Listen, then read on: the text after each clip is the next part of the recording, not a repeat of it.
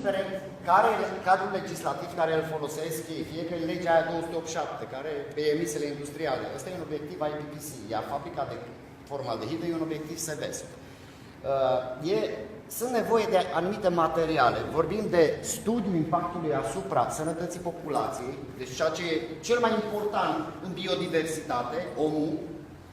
Este nevoie de un studiu adecvat asupra habitatelor, plante, viețuitoare, aer, apă, sol.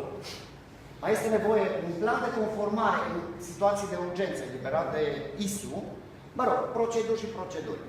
Revin asupra faptului că la sănătate publică, în ședința pe care CAP-ul o formează la nivel de agenție, cei de la DSP au confirmat astăzi că au cerut un studiu de impact asupra sănătății populației, un studiu pe care nu l-au primit niciodată, nu l-au fizic.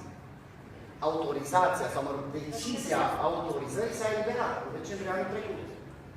Problema este că și acest studiu pe care noi l-am regăsit pentru viitoarea fabrică de formaldehidă este efectuat de un anumit SRL, SGG de Mediu și Sănătate, un domn Eugen Curzău, un doctor, care nu este acreditat de Ministerul Sănătății să efectueze astfel de studii.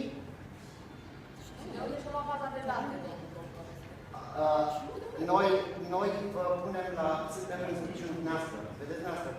Dacă nu suntem uniți în cauza asta, ei își vor impune. De ce? Pentru că, exact cum era în cazul ședinței de astăzi, păi eu nu știu că apare timpul în golă instituțional. Nu știu de vină că el, și cine e victima în cazul de față?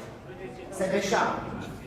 Și toate localitățile din jur, pentru simplu fapt că fabrica aia nici n-ar trebui să funcționeze. Nu avem acte, circulăm cu o mașină pe drumuri publice neînregistrată, nematriculată. Asta e situația. Sau se plătesc bani grei pentru astfel de studii ca să manipuleze opinia unor agenții. Noi de la Reghin venim, ca să înțelegeți de unde suntem, avem și noi o fabrică care vrea să se facă acolo de 100.000 de tone. Același Curzău, care merge la televizor și zice că sunt reprezentant o Organizație Mondială a Sănătății. Nu știu de ce, scuză-mă, am impresia că nu se dorește această întâlnire în care să participăm și